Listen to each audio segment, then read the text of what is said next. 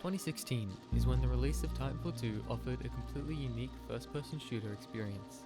Filled with adrenaline, synonymous with speed and crazy movement, its uniquely fast-paced very quickly captivated speedrunners worldwide on all 15 missions and sub-missions of the campaign.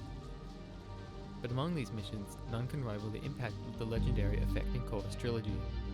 Regarded as one of the most highly acclaimed missions not just within the Titanfall franchise, but across the entire gaming industry. The Effect and Chorus 2 record is one of the most hunted and sought after records in the community. This is the story of how speedrunners push themselves in an attempt to conquer the unforgettable Effect and Chorus 2.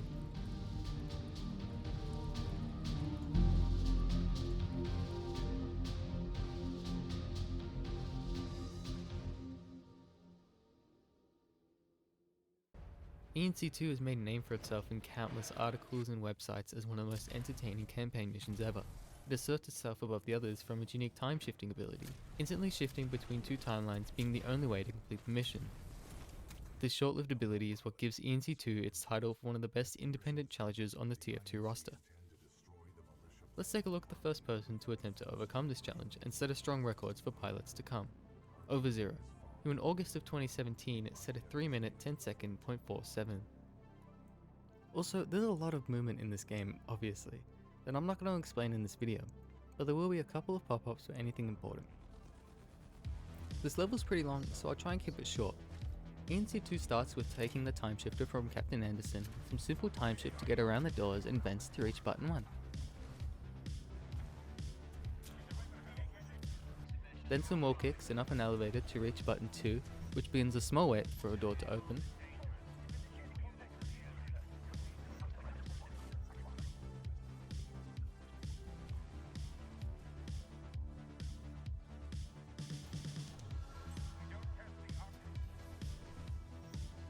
Continuing into log 2, another small wait.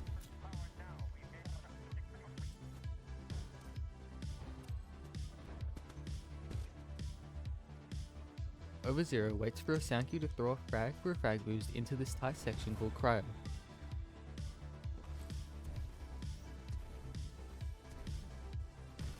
Then the start of Hell Room. Name that for its look and difficulty. Overzero goes around the pillar to wall jump as it gains you 12 speed. Then to the zip line, some more wall kicks, maneuvering into the last part of Hell Room.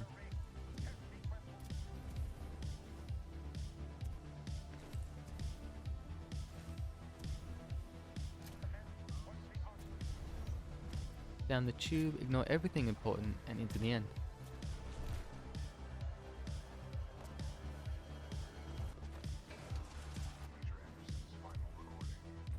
For its time, this is still a very strong run by Overzero.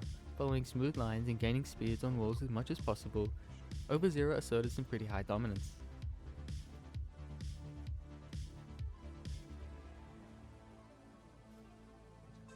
Nearly a year would pass with no contention over Overzero's 310 record, but a new pilot joined the scene to see what they could achieve. In 2018, Brian Otto would show what they were capable of and got this run. With a clean start, Brian Otto was only 3/10 down on Overzero button 1, but nearly a second ahead of button 2 through superior speed by better wall kicks. Brian also takes a slightly different setup into Cryo, that's further back and allows for more speed to be built up by the time the doors open, then carries that speed all throughout Cryo.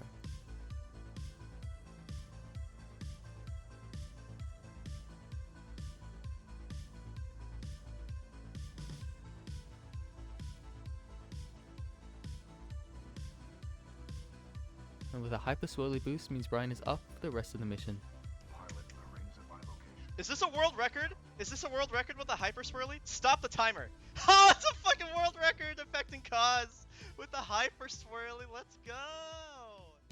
Another 6 months passes with little activity to the leaderboard and no record changes until late 2018, where a new pilot would challenge Brian Otto's time by 2 seconds.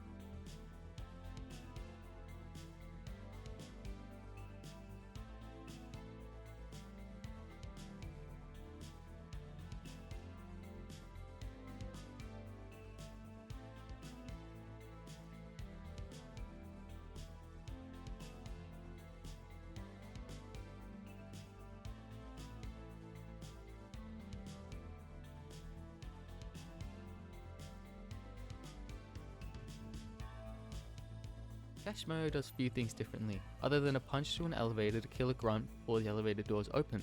They both trade paces back and forth the whole map, even with Cashmo's big mistake in the middle of Hellroom.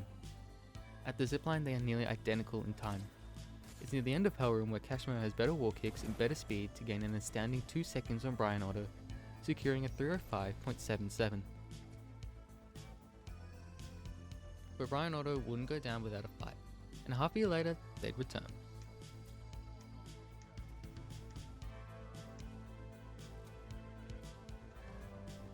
Slow.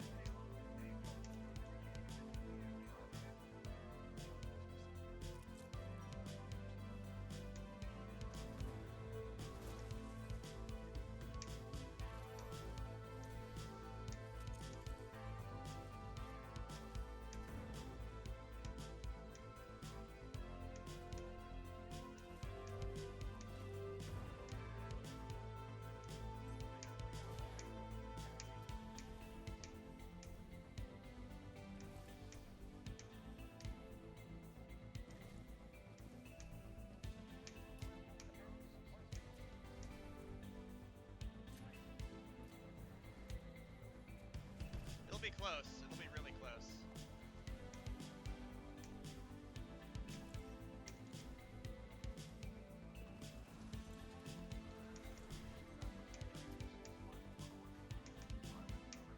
It'll be really, really close, you guys. Yes! It's a 303! Fuck yes! Fuck yes! That Hellroom zipless was like the most badass shit. Like, between the point that I did the frag boost and the point that I did the transition over to the walls, I realized that I was going too fast to do the bunny hop tap strafe, and purposely like angled myself so I would fall down and then wall kick and then still have the speed to continue on. Like, that was big fucking brain, and that happened within like that fast. God damn, I feel smart as shit right now. Dumb baby. Brian Otto's main time gain employed a difficult new double frag boost strat in Hellroom to perform Hellroom zipless. Avoiding the limited 59 speed and the acceleration penalty the zipline enforces, a good frag can immediately exceed 60 and save upwards of 3 seconds.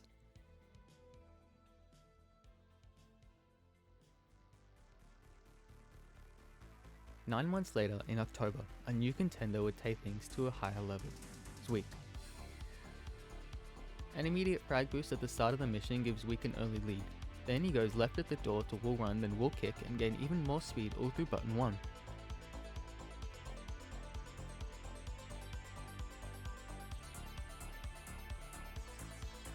A second frag boost to elevator, and instead of wall kicking all the way to the top, Zweek instead takes a zipline halfway up.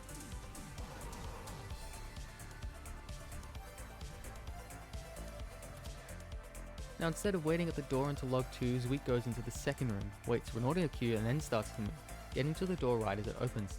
Starting at the door means you'll be at 0 speed, while starting further back means Zweek is already at 37.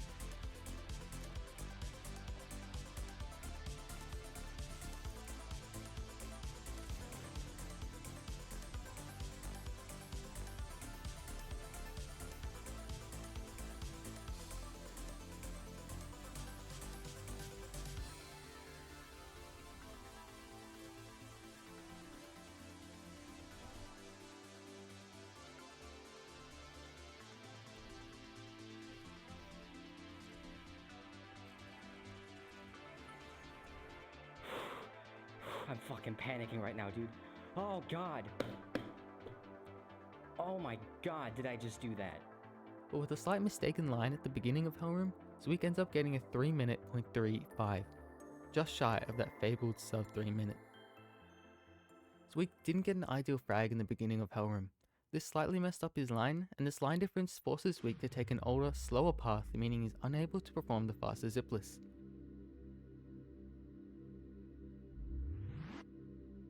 Zwick knew the time game was possible and there was still an opportunity to be the first to the sub 3, so the next day Zwick kept grinding to fix his hell room.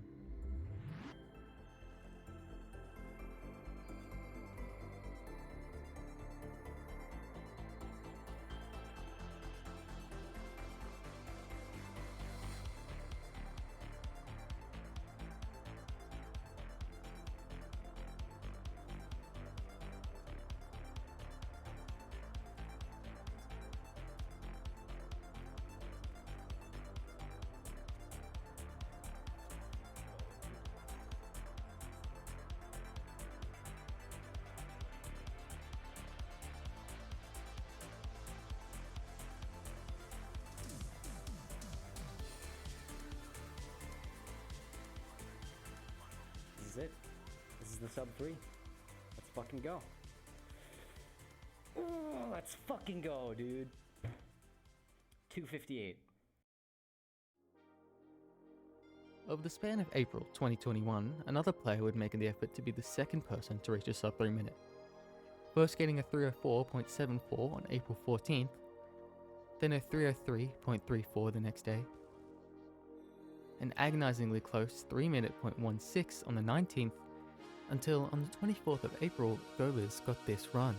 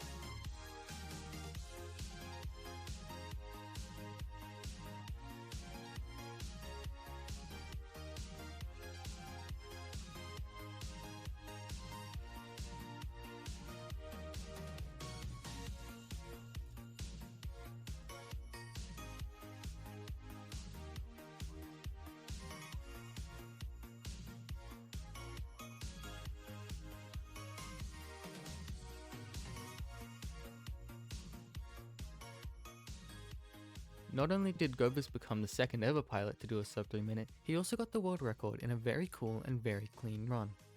Going into Hellroom, Gobers is 2 seconds behind Zwick. Even with a good frag boost, it doesn't really make a difference as all of Hellroom is still behind. Until we get to here, where Gobers does what no one else has done in a world record run. A snuggle slide. So in Titanfall 2, when you land on a moving surface, when you land on it, you don't just catch the platform instantly. It'll give you some compensation in the opposite direction of the platform to more accurately simulate what it would be like landing on a moving platform. And because this platform is moving so fast and so quickly, and we're sliding on it, that calculation I think might be happening multiple times in like the span of a second. As well, the platform's just moving really fast, so the compensation just like slings you in the other direction. That snuggle slide means Gobers can briefly reach incredible speeds up to 193 km per hour. Because Gobers can just carry so much more speed, he boosts himself from 2 seconds behind Zwick to 1 second in front at the tube, well ahead of Zwick with a 257.75. Neither Zwick or Gobers were ready to give up that record, so both pilots pushed even harder and both pilots improved their times.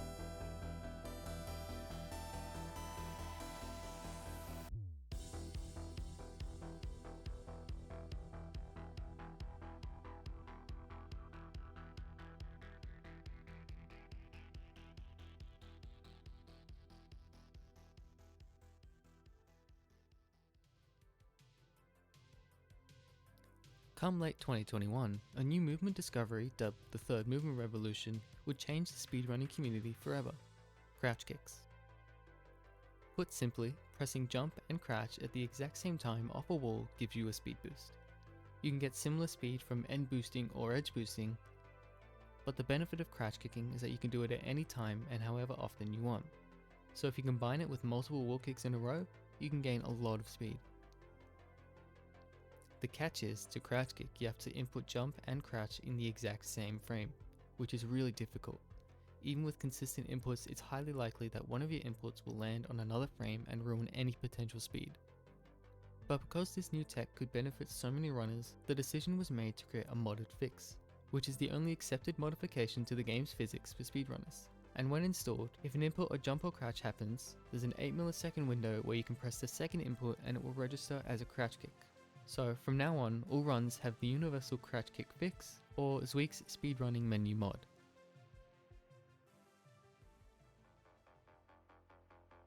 With a revolutionary piece of tech and the upcoming Mark II March, the biggest community tournament of the year, records were bound to be broken. The first player to capitalize on this new tech would be one of the most significant players in TF2 history, Bladen. Why so important? Well, following this new movement revolution, Bladen would win the biggest speedrunning tournament of the year, Mark II March, without losing a single game. And then a year later, did the exact same thing.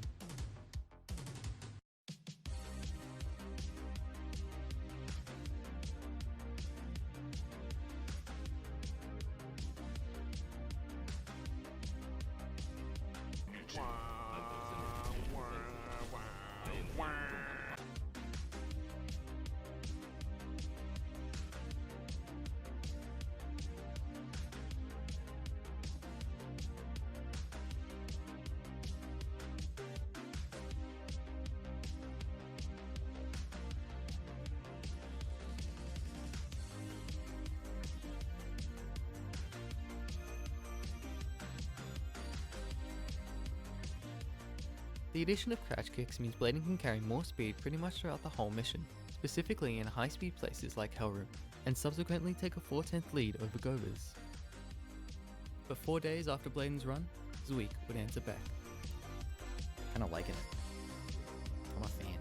Dude, what would be a greater redemption arc than me making it out of the losers bracket, rematching Bladen in grand finals, and then beating him on Effect and Cause 2?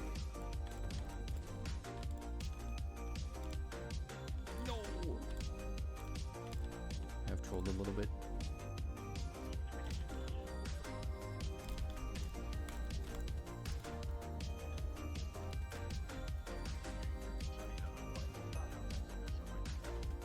What the fuck is happening today? What the fuck is happening?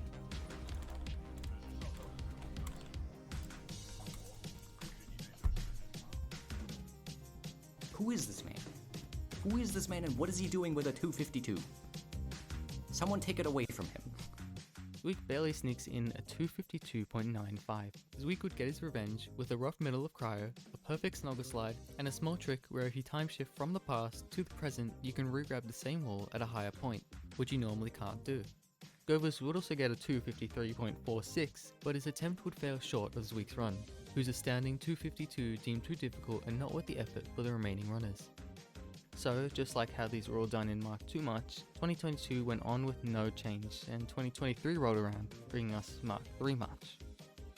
Hype for ENC2 is higher than ever, and the leaderboards drastically change. First, Govers gets in early and improves on the 9th of February, getting a 253.13, but keeps his position.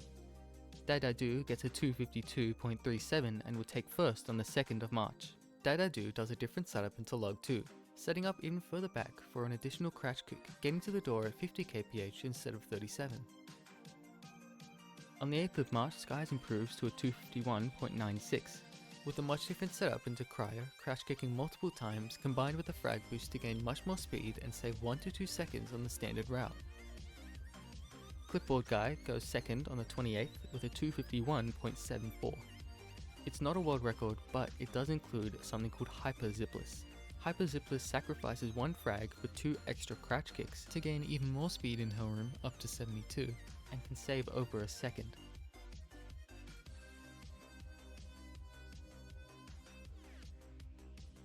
and in the span of 1 month, the top 2 titans of ENC2 are now 5th and 6th. Zweek would eventually put himself 3rd, also doing a hyper zipless with a 251.87. 3 pilots within a half a second, 9 pilots under 3 minutes. All of these records are respectively amazing, but only one pilot will emerge victorious. Not just getting world record, but pretty much destroying everyone else by 2 seconds, because on the 11th of March 2023, Bladen would get this run.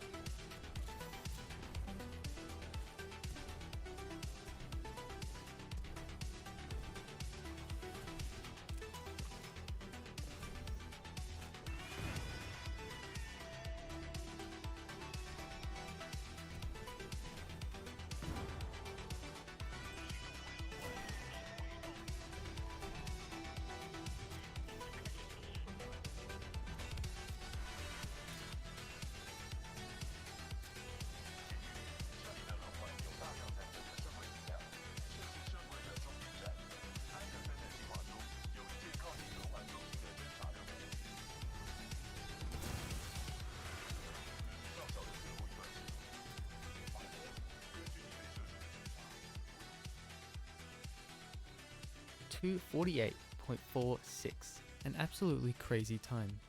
It can be hard to see the time game in action, as Bladen does all of the minor details to near perfection, but also the more obvious things like the difficult new strat into cryo, a great zipless and risky snogger slide, as well as perfect crouch kicks. Bladen would outpace the competition and hold the world record.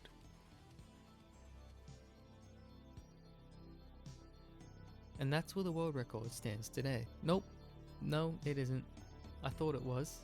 And I say here that nobody would beat Bladen's record until at least March of next year. But while making this video, Clipboard Guy returned on the 12th of July in 2023 to achieve the impossible, and defeated Bladen.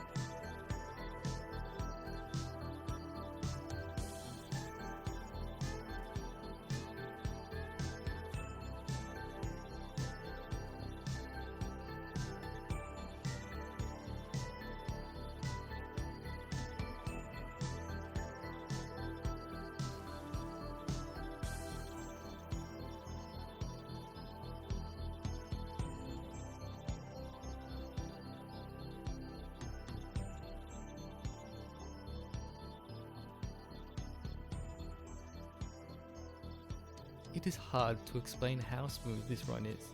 Clipboard Guy improves his previous run by nearly 6 seconds, and that matches Bladen mainly through that super difficult Hyper Zipless, and by the end of Hellroom gains in 1.5 seconds over Bladen. But it's not just that.